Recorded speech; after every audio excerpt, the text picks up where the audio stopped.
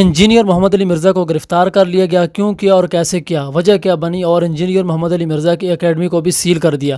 سب سے پہلے آپ یہ کلپ دیکھیں، اس کے بعد اس کے اوپر کرتے ہیں بات۔ انجینئر محمد علی مرزا کو حراست میں لے لیا گیا ہے۔ آپ کو بتائیں، انجینئر محمد علی مرزا کو 3 MPO کے تحت حراست میں لیا گیا ہے۔ پولیس کا یہ بتانا ہے کہ جہلم میں انجینئر محمد علی مرزا کی اکیڈمی کو بھی سیل کر دیا گیا ہے۔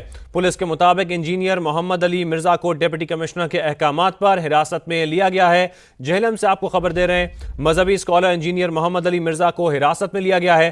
انجینئر محمد علی مرزا کو 3 MPO کے تحت حراست میں لیا گیا، جبکہ جہلم میں انجینئر محمد علی مرزا کی اکیڈمی کو بھی سیل کر دیا گیا ہے۔ پولیس ایسا بتا رہی ہے۔ اس کے ساتھ ساتھ پولیس کا یہ بھی بتانا ہے کہ انجینئر محمد علی مرزا کو ڈپٹی کمشنر کے احکامات پر حراست میں لیا گیا ہے۔ تو جہلم سے یہ خبر، مذہبی اسکالر انجینئر محمد علی مرزا کو حراست میں لیا گیا ہے۔ انجینئر محمد علی مرزا کو 3 MPO کے تحت حراست میں لیا گیا۔